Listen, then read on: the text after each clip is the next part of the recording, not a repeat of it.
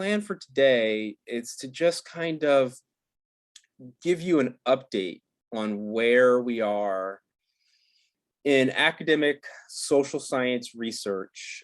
What's the state of the art in terms of thinking about the racial equity debate, right? And so I'm going to share my screen and show some slides here that I've put together in a little PowerPoint presentation, right? Can everyone see that? Okay, great. So the first thing that I want to say is that, Dave really nailed it, right? You guys have been doing this racial equity work probably as long as like he and I have been, right? For some of you. And so we're not, I'm not coming at this from the perspective of like, like me, the Northwestern professor, I'm going to teach all of you guys about racial equity. Like that's not what I want to do today. I mean, because I think it would be unnecessary, right? You're not an audience of novices, nor are you an audience of persons who are opposed to racial equity, which that's my typical audience as an academic and a consultant. I typically am entering rooms where 2/3 to 70% of the people are Fox News consumers who believe that critical race theory is coming for their kids or grandkids, right? And so my job is to kind of convince them to open up a little bit to actually hear some of the truisms that we in the social sciences have been developing over the last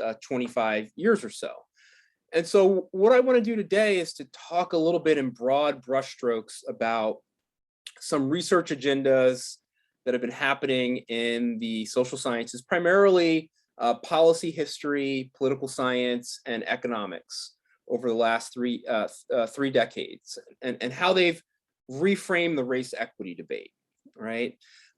So back when I integrated my neighborhood in 1978, helped to integrate my neighborhood in my school in suburban New Jersey, moving from West Philadelphia, that same neighborhood that Will Smith made famous in his the Fresh Prince television show. That playground, that was my playground too, right? And so moving from there into a kind of mostly white working class, middle class area, and being unwelcome, right? My first day of school, when I was 9 years old, some of the older boys from the high school and the middle school tried to kill me. They hung me in a tree, in a classic lynching scenario.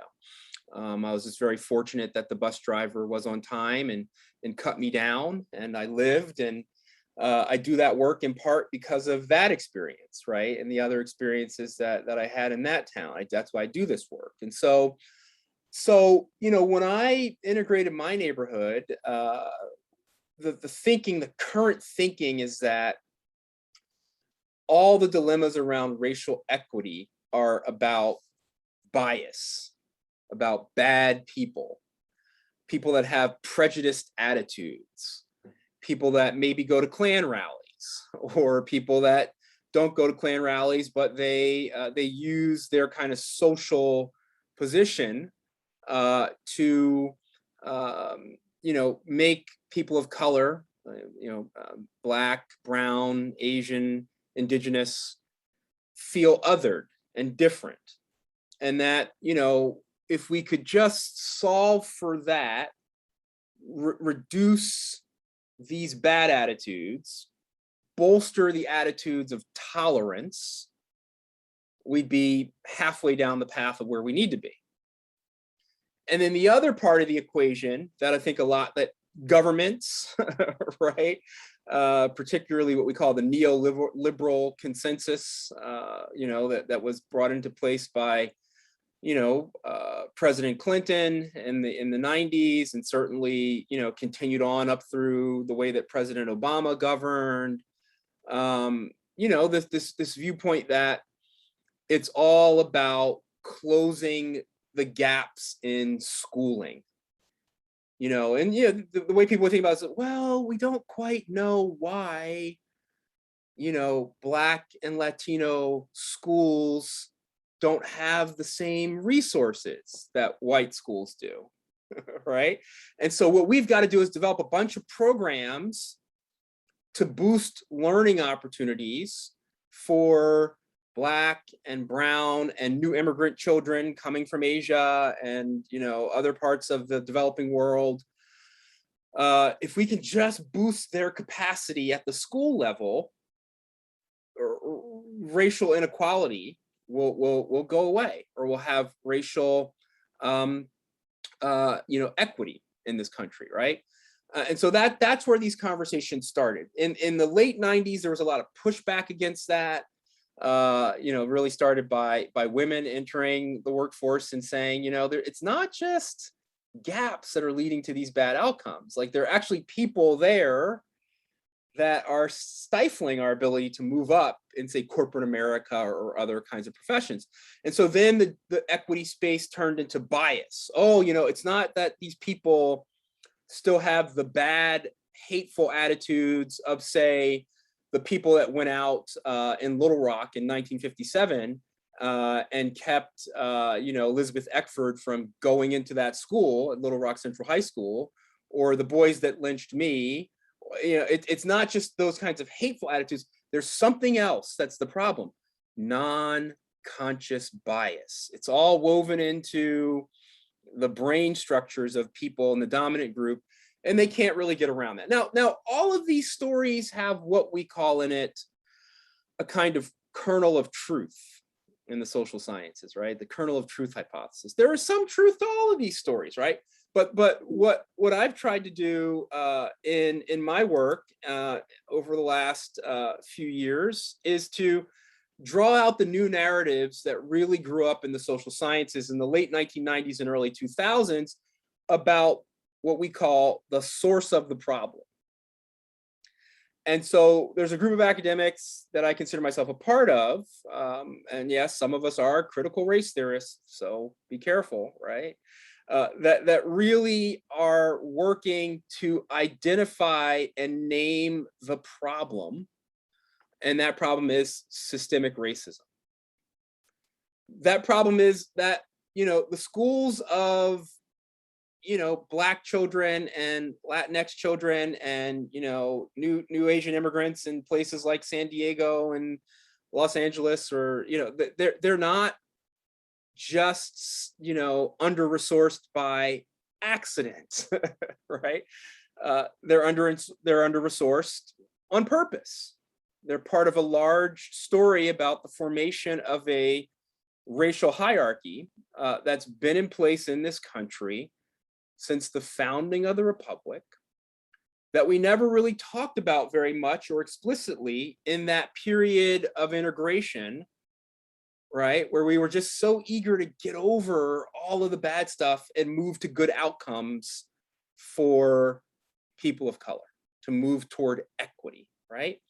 Now, please hear me. If you're working in a program to kind of improve transportation for people of color, improve educational outcomes for people of color, improve, that work is foundational to providing racial equity. What I want to say, though, is that in the new conversation, where powerful foundations like the Kellogg Foundation or the Lumina Foundation or others are seeking to fund nonprofits and projects that are doing this work, you're now facing the kind of task of not only doing the work, but connecting up that work to a story, an origin story about where these problems have come from. Because every grant that, say, Kellogg or Lumina or these or the Ford Foundation, every grant that they're writing about racial equity has now also got to be about systems change and narrative change. And what that means is naming the problem and its origin and having a pathway for showing how your program shifts the narrative from this original creation, this monster of racism that we've had since the foundation of our society. So what I want to do with this conversation is give you the tools to do a deep dive in history and understand the creation of that monster and how it works, so that then when, Dean Jeanneret comes next week and she wants to talk to you about actually building a racial framework, racial equity and inclusion framework, you'll see how, as you do that, you can weave in bits about narrative change and systems change, and that will help you. And then when Jimmy Oliver comes and talks about, well, what if you're in a town or an environment or a neighborhood where people are saying, well, I watched Fox News and I don't believe in your work on narrative change or your proposal. How do you talk to that person? How do you get buy-in, right? So these are the three kinds of connective presentations. So let me just dive in. I know we're short on time. What I want to talk about is, what is systemic racism? How does it shape our current society? How does it impact nonprofits? And what specific actions can nonprofit leaders take to combat systemic racism, right? The deaths of Breonna Taylor and George Floyd started a so-called racial reckoning in America in May of 2020. We've been at it for more than a year now with uneven success. You may have seen that, Senator Cory Booker announced last week that, Senator Scott of South Carolina is not going to be a conversation partner anymore in negotiations over the George Floyd Policing Reform Act, right? And so we're actually losing momentum from the feverish pitch that we achieved in the summer of 2020 on these issues. And so it's up to those of us that do this work full time, like you and I, to keep this conversation going and to keep asking for the resources that we need, right? And so one way to do that is to focus on shifting the narrative about how we got into the morass that we're in by highlighting the systemic racism concept, right? So I'm going to just do, 3 20-minute sprints. They're actually going to be more like, the first 2 will be like 15 minutes and the last one will be like 5. And then I want to open it up to a discussion, right? So I'll talk about key terms and concepts, important facts about the current state of racial inequality in America, and then what is the work of racial equity, a preview of what Dr. Jeanneret is going to be getting into next week, right? From my perspective that I teach in my exec ed class on racial equity and inclusion in organizations that I run in partnership with the corporation 2U. It's an online course, certificate course through my center, right? So I'll give you a little bit of a teaser on what Dr. Jeanneret's going to talk about by talking about my framework for a few minutes. So key terms and concepts. So first, like, what is race, right? We have a lot of conversations about race, and everyone, as a race scholar for the last 25 years, I'm convinced that everybody thinks they're an expert about race. And that's why it's so hard for people who are experts to have conversations about it, right? And so we hear this kind of everyday parlance, on television, in our social spaces about these type of people are this way and we're this way, or we have these skills. I get a lot of very frustrated Asian students in my office here at Northwestern because they're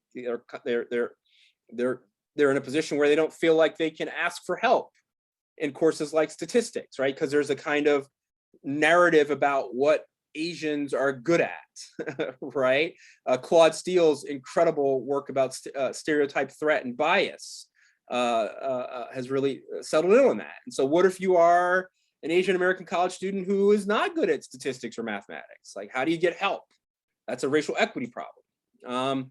What if you are, the famous movie White Men Can't Jump, right? And the kind of that's a kind of common sense parlance or understanding about what race is, right? And so race is about conceptualizing human difference, right? And grouping persons based on perceived physical differences, skin color, eye colors, heights, cognitive ability, into categories. That's all it is, right? And the conceptions of race are often predicated upon pseudoscientific thinking, right? Like the idea that white men can't jump, but black men can, right? Black men can't do higher level, thinking according to the NFL. And so in their lawsuits about with the players union over how much to compensate people for the fact that every time an NFL football player is tackled, it's like being in a 35-mile-per-hour car crash, right? And they're getting all kinds of brain injuries. And so the NFL has a policy for years would compensate black men less. The NFL's 82% black. Compensate them less than white players under the assumption that black men had lower cognitive skills from the beginning, and so they don't need as much of a payout, right? So that they just stopped that practice like in June of this year, right? Under pressure of a lawsuit. So the ways in which the sorting bleeds into our everyday lives, that's the story of the race monster in America, right? And so what I want to show you, this chart is from 1930. It's from the British Association of Eugenics. This chart was very common in elite universities like Oxford, Harvard, perhaps even Northwestern in the 1930s and in the early 1940s. It sorted people by race. And so these are the types. So it's kind of faded because it's from an old textbook, but this is the representation of the American race, pale and white. The German race was described as florid and rosy. The Italian race described as brownish white, Italian with their classic handlebar mustache, denoting criminality in early 20th century American culture, right? Then moving all the way down the scale. So what's interesting is that no one in 2021 would think that Italian Americans, German Americans are different from some other mythical white race, right? They have all made it into whiteness, right? That didn't happen until about 1945 when people got back from World War II. Prior to that, if you had an Italian, grandmother and a German grandfather, you would have been regarded as a kind of mixed race person in early 20th century America, right? You still would have had a ton of privileges for having white skin because our laws said that that's what you needed to move to the country, enter the labor market, etc. But those differences were smoothed over with the end of World War II. And so what I want to say is that race is fluid. There are frequent transformations, right, in our society. We now have groups of European immigrants from places like the Ukraine or Syria who come to the United States and they say, I don't want to be white. I don't want to be associated with the whiteness of the people that destroyed the Capitol on January 6th. Right? And so they're thinking about, well, what can I call myself? So there's a big petition for certain people of Middle Eastern ancestry. They want to have what's called a Middle Eastern North Africa designation, MENA, on the next census, because they don't associate with white. We also see a lot of people who identify as Ashkenazi Jews. In my surveys, they're checking the box other because they feel under threat in a kind of, society where hate crimes against Jews, Blacks, and Asians are through the roof. And they're increasingly opting out of whiteness. Now, we've got to negotiate all of that to see what makes sense going forward. But the point is that racial categories are constantly changing. Now, what hasn't changed is that the closer you are to this image, the more privileges you've had in American society. The closer you are to this image, the fewer you've had. And that's been enshrined in law. And racism as an ideology that links essentialist representations of human differences to structures of social domination has always treated the people in this bottom part of the chart differently. It's marked them for, genocide. It's marked their bodies for commodification. But really, it's only the people in these three quadrants that have formed the social baseline. Anti-Blackness is really the baseline story of American racism, and it's about the commodification of bodies. Blacks are the only groups in American society that have not been able to own their own body and their own labor from the beginning of the society. Blacks were the only group from the beginning of society whereby if they were murdered by someone else, their families could not bring suit at law for redress, because Blacks were not persons at law. They were things under the law, right? Wasn't true for indigenous people, wasn't true for other immigrants of color, right? And so we'll get into that in a little bit more detail in a few minutes, but what the chart really conveys is the racial hierarchy that was set in place in America at the founding. Racial hierarchies are systems of societal stratification that assign social status and or citizenship rights based on the view that some races and ethnicities are superior to others. These hierarchies are typically established based on the micro level racial projects of governing elites. And so the famous Jim Crow sign, right? Which many of us have seen in our own lifetimes, right? I remember going to my family's farm in Jeff Davis County, Georgia in 1980 and still seeing Jim Crow signs up, right? Because guess what? The FBI didn't go to every little ramshackle country hamlet and say, take down your Jim Crow signs, right? The Klan ruled the county where my people are from. And so the Black folks there were like, you know, we're just going to tolerate these signs well into the 1980s, right? And so because their jobs were often dependent on the white power structure, even if they were farmers like my people, you had to go to market and sell your crop, right? And so these signs are ubiquitous in our culture until the late 20th century. And so we all have a sense of what the hierarchy is, right? That's the easy part. But the subtle ways in which the hierarchy works, the ways in which it is really predicated on the biases of the people that made the system. Now, this is Benjamin Franklin, right? Hero of the American founding.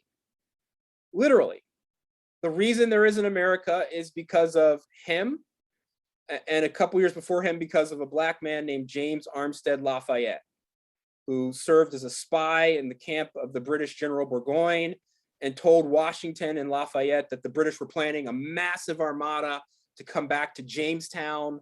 They were able to fortify Jamestown and finally defeat the British. And these two men are the reason there's an America. Without them, there would not be, right? It was Franklin who convinced the slaveholders not to bolt from the Constitutional Convention, right? He's also a thoroughly racist individual, right? And so look at this quote from Franklin: all Africa's black or tawny. The Spaniards, Italians, French, Russians, and Swedes are swarthy complexion, as are the Germans. The Saxons only accepted. The Saxons because they conquered England, where Franklin's people were from. So they're okay. They're the good Germans. All those other Germans are Black folks, right?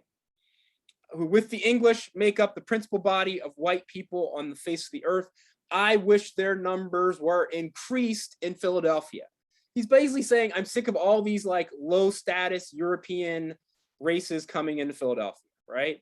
And so, you know, he and Jefferson, who wrote the Declaration of Independence, Jefferson believed that Blacks and whites were separate species of human beings, right? Now, the real test of whether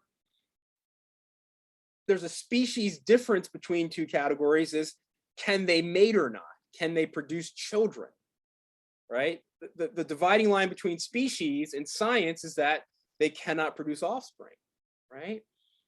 Jefferson knew very well that you could produce offspring with Black people because of his, you know, illicit relationship with Sally Hemings, who was a slave woman in his possession, who was the half sister of his departed wife, whom he began making children with when she was about 14 years old.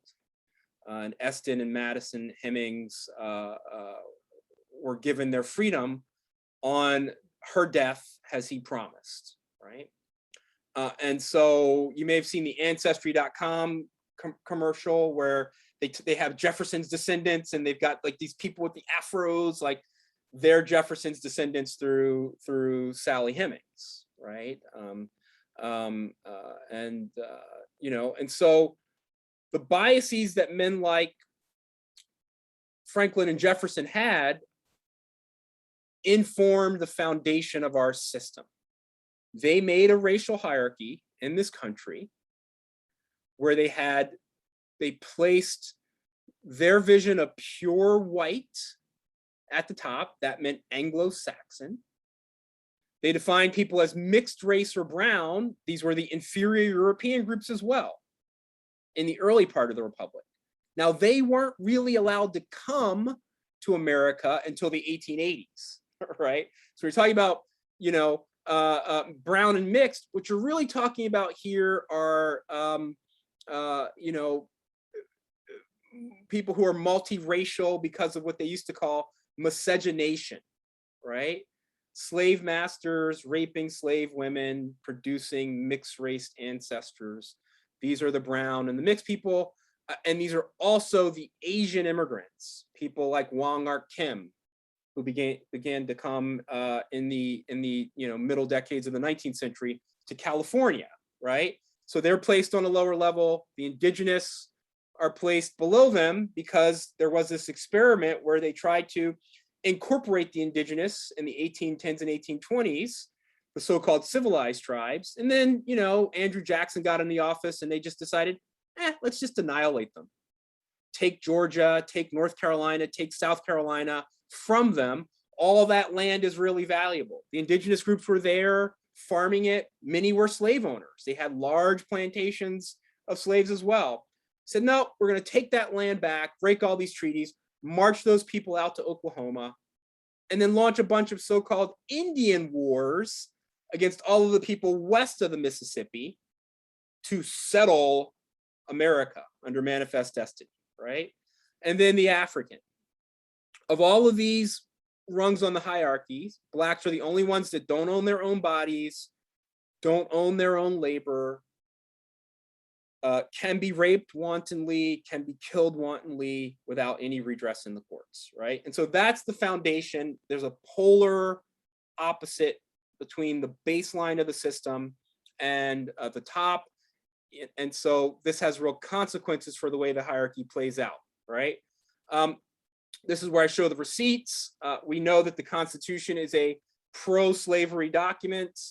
It says no person held in service or labor in one state under the laws thereof, escaping into another, shall in consequence of any law or regulation therein be discharged from such service or labor, but shall be delivered up on claim of the party to whom such service or labor may be due. That's a fugitive slave clause written into the Constitution of the United States. We also know about the 3/5 compromise. You know, all persons other than white are considered 3/5 of a person for the apportionment of the census. So this is a really interesting way in which the founders put in place systemic racism. They put in place systemic racism without mentioning race at all, right? And so I want to spotlight that because that's precisely how the current system works. Oh, like our schools are unequal, but you know, they're just funded by property taxes. You know, it's not our fault that all of the Black and Latin and new immigrants live over there and all of the people with means live over there. Like, it's just, you know, property tax rates are what they are, right? And you say, okay, but like the people in those poor neighborhoods has a percentage of their income pay more in property taxes than you rich folks do. And what about all of that redlining and Jim Crow segregation laws that we really didn't start to try to unmake until about 1970? You know, how does that connect up, right? And so systemic racism often operates in race-neutral language. And that's very important for you to understand, right? A bigger part of the story, how we got our friends on this chart, how these guys got potentiality to move from a separate European race into this category, how, people like Takao Ozawa, a Japanese American in 1922, where, you couldn't even naturalize as an American if you were an Asian immigrant. Couldn't even get naturalized. So what they said was that, well, if you look at my skin, I'm actually whiter than like a lot of Europeans. And so they started all these Supreme Court cases suing to claim whiteness, right? And the Supreme Court would say, well, you guys are white, but you're not the kind of white person that we're talking about. We mean Europeans. So sorry, you still can't be a naturalized citizen. We don't allow Asians to really naturalize in American society until 1952, when something called the McCarran Act is passed. We don't really get a stream of immigration from Asia until after 1985 because of this late start, this racist, history with things like the Chinese Exclusion Act and then a Korean Exclusion Act, et cetera, in the late 19th century. When America was being remade by European immigration, the powers that be made sure that that immigration stream was going to stay mostly European. That connects up very clearly to our current fights over immigration, right? So the first law to really pass was the Naturalization Act of 1790, which said any alien being a free white person who shall have resided within the limits and under the jurisdiction of the United States for the term of 2 years may be admitted to become a citizen thereof. We don't get rid of that kind of racial origins framework until 1965, right? So it's not surprising that we're able to have a majority white nation for most of our history. It's not surprising that men like Mr. Trump, who grew up in segregated America, worshiping segregated cultural icons, says, where did all of these brown people come from all of a sudden? Oh, we changed the immigration laws in 1965 to say that people from Latin America, Africa, and Asia can finally come here. Let's stop that. Let's put that all back into the bottle, right? Because white people are receding from their majority status in America. And that's really alarming to a lot of people. And if you're going to do racial equity work, you've got to understand that, right? So let's move ahead. The broad outlines that you need to take away is that for most of our history, America's a racial dictatorship, 181 years. We've only been at the work of multiracial democracy for 53 years, right? And so why don't we have racial equity now? It's because we're still living with the legacies of this 181 years. And the government and major corporations have never really tried to help nurture this until really like the last decade. And they've really only tried to help in indirect ways, right? Since Breonna Taylor and George Floyd, corporations are helping a lot more than they've ever helped. It's not really clear if the government's going to be able to help us because, oh yeah, our democracy is also under threat. And so, a lot is contingent. But what we need to understand is that the legacies of these kinds of eugenics and Jim Crow laws, which again, we really don't start to shed until 1965 when Lyndon Johnson signed the Voting Rights Act, right? Let's look at how late some of these, so California in 1945, right? It's the year before my father was born, right? Passed a law prohibiting Negroes, mulattoes, and Mongolians and Malays from marrying white people.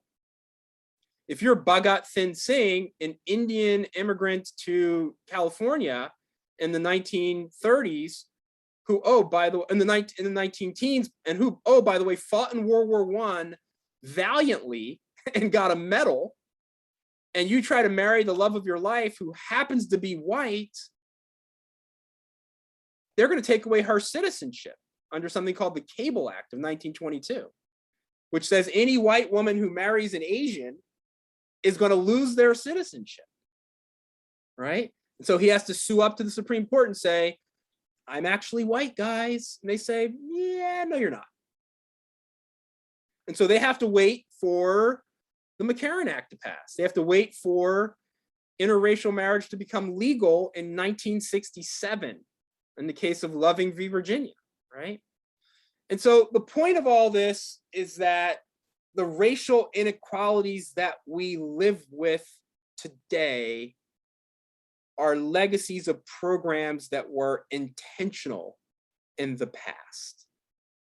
The point of all this is that the race dynamics and dilemmas that we created in America, we exported them to other countries and created great harm.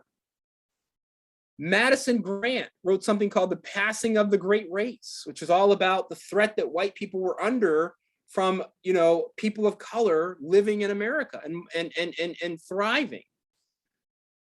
The Great Race is what inspired Adolf Hitler to kill the Jews. Hitler described the book as like his Bible, his blueprint, right? The apartheid regime in South Africa, the nationalist regime in South Africa, they put in place apartheid because they sent commissioners to Alabama and Georgia to see how America was treating Black people. And they said, oh, that's it. Let's create these Bantustans, these apartheid spaces where we separate them from us, right? And so, all of these ideas are woven in the system that is America, the culture that is America. That's what we mean by systemic racism. The concept Joe Fagan, famous sociologist at Texas A&M, came up with. Systemic racism means that the core racist realities that are put in place by racist leaders are manifested in each of society's major parts: the economy, the politics, the courts, educational institutions, right? And even if people proclaim that they don't have attitudes that are rooted in hatred of the other, if you don't fix the roots of how the system is racist, you're never going to make progress. So my same home county in Georgia, they took down the signs finally, but you go into the courthouse and behind the judge is a big mural of a plantation where slaves are picking cotton. So you're a Black defendant in front of this judge and the mural is of your people picking cotton, right? You're going to tell me that that's not going to impact the outcome, the way this person is thinking, that person's biases, the way the jury sitting, watching, looking at that mural is going to sentence you? Let's talk about our neighboring state of Minnesota. The Minnesota state flag has settlers on the flag removing indigenous people. To this day, that is the flag of Minnesota. So, when we say systemic racism, we mean it is woven into the fabric, and it takes an active anti-racism to promote equity. It takes an active narrative change project, an active project to change the iconography, an active project to change the thought processes of the people who imbibe all of these images and think, oh yeah, it's just natural, it's normal. Of course, look at them, they're happy up there, picking that cotton. Yes, yes. Now let's get to sentencing this Black person. All right. So, we have a change in the laws because of the minority rights revolution of the 1950s and 60s, Brown versus Board of Education, Civil Rights Act of 64, Voting Rights Act of 65, the Hart-Celler Immigration Act of 65. That's what said Asians, Latinos, and Africans can immigrate and naturalize, right? We have the laws on paper, but the problem of equity work is that those laws don't change the fundamental culture in terms of where people are spatially. So we proclaimed Jim Crow style segregation illegal, but we still maintain segregated neighborhoods, schools, right? Cultural practices for the most part, right? We still allowed corporations to source talent from the same places that they'd always source talent, which is just stacking racialized privilege on top of racialized privilege. We left in place funding models that were designed to further entrench white wealth and privilege for decades. And only since George Floyd and Breonna Taylor are we really starting to get to the root of the problem. Who was the first president to say the words racial equity in a speech from the Oval? Joe Biden. Joe Biden. We're just starting, right? We've really only had one other president committed to racial equity as a mantle in the history of the modern presidency since Theodore Roosevelt. And that was Lyndon Johnson, who stood in the well of the Congress and said, "We shall overcome," who encouraged the protests at Selma so he could pass the Voting Rights Act, right? So that's what we're up against. So what does it mean to promote racial equity? Racial equity affirms that all people, regardless of their racial ethnic identification, skin color, or physical traits, deserve an equal opportunity to experience well-being in a just society. Achieving racial equity means a person's identity would not determine how he or she was treated or predict life outcomes. It requires systems transformation and racial healing. And so this is the new lingua franca for promoting racial equity. This is from the W.K. Kellogg Foundation, the largest funder of racial equity projects, where you should all be applying to get grants. This is their language. So you can't just go to them and say, we've got a great after-school program that's helping Black and brown kids by doing X, Y, Z. You've also got to say, how's it transforming the system in the long run? Right? How's it promoting healing?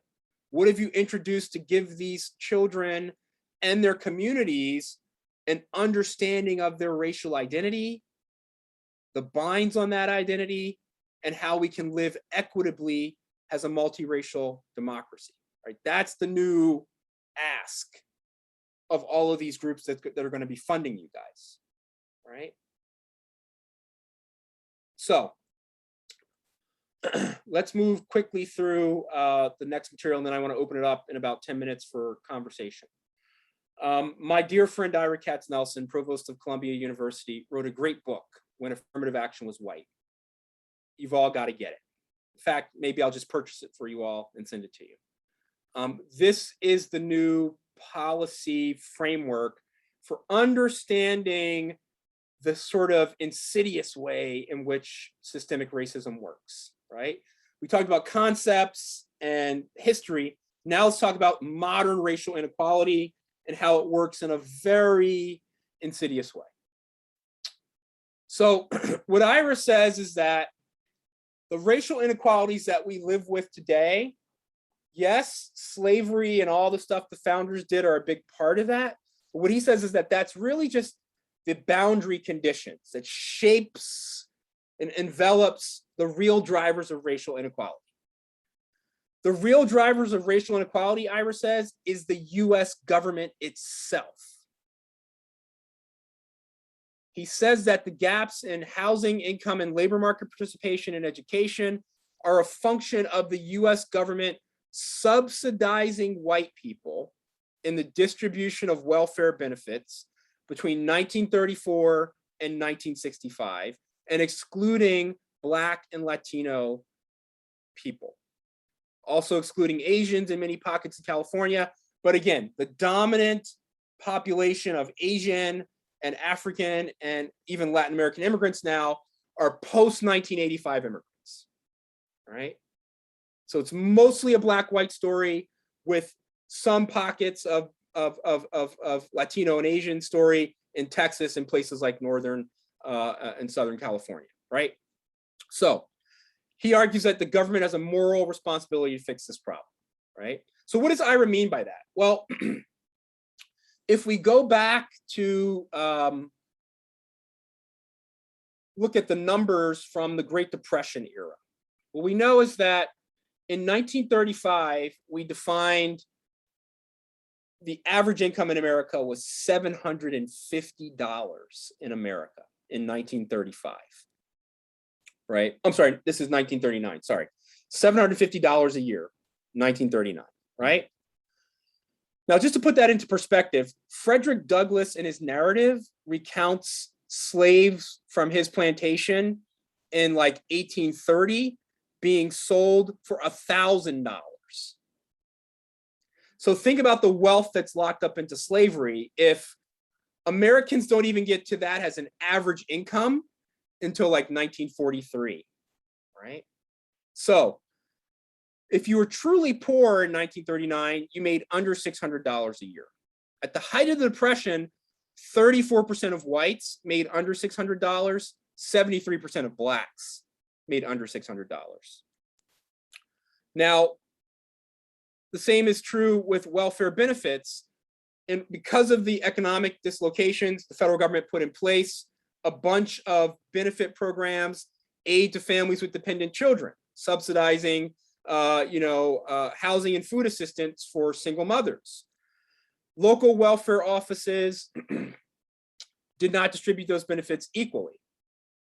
They gave $13 a month on average in benefits to white women. A Black woman in South Carolina got on average $4 a month. In Arkansas, $3.52. So what Ira is saying is that when the federal government started to help people in the Great Depression by excluding Blacks from the assistance, they exploded the income gap between Blacks and whites, all right? FDR knew this was happening. He actually allowed the Southern Dixiecrats to make these exclusions, right? And we had an entire generation of Black people pushed further into poverty as a result of this government action. You might, I know that the people in my family tell these narratives about, well, even when we lived in our Jim Crow neighborhoods, things were really okay. We had good schools and the houses looked good, and and then something happened in the 40s and 50s where everything went awry. What happened was the government didn't put any resources into your communities. They put $100 billion in 1939 into white communities. And then there were a bunch of other policy decisions like destroying business districts by creating highways like the 94 highway in Chicago, right? In the 1950s when that was done, right? And so all of these things underdeveloped Black and brown neighborhoods in America. And then you add on top of that another legacy of FDR, which is the GI Bill benefit. The GI Bill benefit, according to President Bill Clinton in 1994, gave generations of veterans a chance to get an education, to build strong families and good lives, and to build the nation's strongest economy ever. Right? So what did the GI Bill benefit do? It gave low-cost home loans, college tuition assistance, trade school assistance to the veterans returning from war. Prior to the GI Bill benefit, in order to get a mortgage, you had to put down 50% of the principal of the cost of the house. Moreover, you would have to pay off the rest of it in 10 years. The 30-year fixed income home loan was put in place with the GI Bill benefit programs. That's when they created Freddie Mae, and the other lenders, right? Quasi-public lenders, right? Now, these are great programs. The veterans deserve that. The problem, if you're African American, is that the only group on the racial hierarchy that was segregated out of the military during World War II were Black people, right? And so 8 out of 10 men born in the 1920s, all of these men went to World War II. When they came back, they got assistance that transformed them into middle-class people, right? Because the military only had 3 segregated Black units, when those filled up, they stopped taking Black men. So only 920,000 of the 4.5 million Black men who were eligible to serve in the war went to World War II. And then when they came back, only 450,000 of those were able to get the GI Bill benefit, because they returned overwhelmingly to Southern welfare offices, VA offices that had discretion over whom to give the benefits to. So my grandfather, who beat the racial quota, spent the war launching missiles at the Japanese in the Sea of Japan. When he got back to segregated Virginia as a 20-year-old and went down to the VA office, the guy that ran it said he would get his GI Bill benefit when either hell froze over or he died and no longer controlled the office. So my grandfather went back every year for 20 years, and finally that guy wasn't there. And in 1968, he bought the house that he and my grandmother retired in using the GI Bill benefit. Now, what about the wealth transfer that could have happened intergenerationally if there was no systemic racism, right? Let's take a look at that. We know that $95 billion in cash was transferred to white male veterans between 1944 and 1971, right? So now we're at $200 billion in transfers to subsidize white communities from 1939, right, to 1971. Most of this money went to 5 million new homes that were built to accommodate them in this period. Most of these homes were built in communities that would be segregated, communities that would allow racially restrictive covenants. Skokie, Illinois is one of these communities. What community did Dr. King describe as the hardest he ever tried to desegregate? Mary Beth? Skokie, right? It's because these veterans are protecting their new status, went away as a low status ethnic, came back as a respectable, virtuous white person. There's home loans waiting for you, college tuition waiting for you. The last thing that you want is people in the social baseline moving in, sharing that wealth. This is where we start the hyper-policing of Black and brown bodies in America. We don't have that prior to World War II and the GI Bill benefit because, wait for it, poor white people and poor Black people lived relatively closely together in America until the GI Bill benefit. This is where the Chicago race riot starts, because the invisible segregation line at the 39th Street beach, on the South Side, it used to separate Italian property from Black property. And a kid from Mississippi swam across the line. The Italian kids got mad, and that starts the race riot. They're living in close proximity.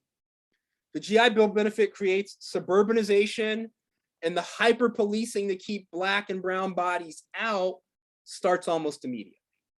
And there's a bright line connection between this benefit stream and what happened to George Floyd and Breonna Taylor, right? And Ahmaud Arbery, right? So let me move ahead a little bit. The college degree piece. In 1940, 160,000 American men graduated from college. By 1955, 2.5 million veterans had used the GI Bill benefit. 5.6 million had used it to get vocational training in the skills trades. This is where the gap between white men and black men and brown men starts in the vocational sector as well, right? Unionization doesn't help, right? And so all of the data that guys like me spend our day poring over and generate verifies Ira's story. Look at this is the black college degree rate and the white college degree rate. 2% in 1940, 6% for whites. Oh, a decade after the GI Bill benefit, right? 4% or 3% for blacks. You're up to 12% for whites. And then look at the divergence in this line, right? Oh, well, what about Asian Americans? Why do they have such high, degree attainment rate? Is that a model minority story? Well, yes and no. It's a model minority story only because I told you the majority of Asian immigration starts after 1985. Now they took away the racial quotas, but they still had very biased immigration laws. In order to come from Asia, Latin America, or Africa, you typically had to have something called an H-1B visa. The H-1B visa is a high status professional visa, which meant you had to be more educated than the average American and be recruited by a company to get here, right? And so, yeah, they're going to be on this chart, right? And so we can look at one more piece. Housing wealth. It's another part of the GI Bill story. So if we look at black and white wealth, we see that whites are about 13 times greater than blacks, about 10 times greater than Hispanic, Latino, Latinx, right? So this story is a GI Bill story. The houses that the veterans were able to buy in 1945, 50, 55 are on average worth 10 times what the veterans paid for them. That wealth is left intergenerationally. No GI Bill benefit for the blacks, no intergenerational housing transfers, right? The Latinos, mostly post-1985 immigrants, there's no housing subsidy, right? That's where there's a wealth gap, right? Now, the education piece, people say, oh, well, it's about studying and about, well, yes and no. Black and Latino Americans making more than $100,000 a year with college degrees on average have less wealth than white people making $25,000 or less because of these intergenerational housing transfers, right? And so what does all this mean? It means that when thinking about racial equity work, you've really got to center the legacies of this racial dictatorship and the ways in which it worked explicitly, but also implicitly, right? Like, we know that the greatest success stories in America in terms of reducing poverty rates is what happened after the civil rights movement, when Black and Hispanic rates of poverty went down markedly because the access to wage jobs increased. But there's still a secular gap between the experiences of whites and these other communities because of the subsidies. We're never going to get to racial equity or parity, a society where your skin color doesn't determine your life chances, until we close those gaps that result from the subsidy. Now, that doesn't mean like we We go in and we take let's take all the houses that those white great-grandfathers or grandfathers were able to buy, or they deserve those houses. They fought in that war. They deserve those college degrees. They didn't put in place the racist dynamics. A bunch of Southern Jim Crow congressmen and presidents put those things into place, right? And so that's precisely Ira's argument. We've got to do active work to close the gap. So how do you do that? You do that through the kinds of work that you guys are trying to do. And what the major foundations and corporations are doing is trying to fund programs that will lead to projects that will address these gaps that result from the subsidy. And so you've got to put in place for your org, frameworks that look at how this legacy of the racial dictatorship is impacting your operations. Are you thinking about your project in terms of the way the past has structured your work, the way the present dynamics that are really subaltern or insidious, the way that that's structuring your work, and also what's sustainable going forward? What are your targets internally? Are you thinking about the way that this racial dictatorship is shaped even where you're located, the space that you use, the way that you source your supplies for your organization, the way that you use narratives to market your work and talk to others about it, the way you source your talent, right? Are you thinking about asking your end users things about their lives and how the hierarchy and the dictatorship have shaped their lives, right? Or are we just saying, this is the project, it's a after school program or a transportation program, thank you for participating, we're helping you in this area. That's great work. But to really get the big funding now, you've got to do that and also attack the system that I've just spelled out over the last 70 minutes is a monster, right? And none of your organizations on its own can dismantle the system, right? I have a lot of affluent organizational clients in my consulting practice. One of my clients is a privately held venture capital fund. They've got about $350 billion under management. And the CEO of that fund is really on fire about promoting racial equity.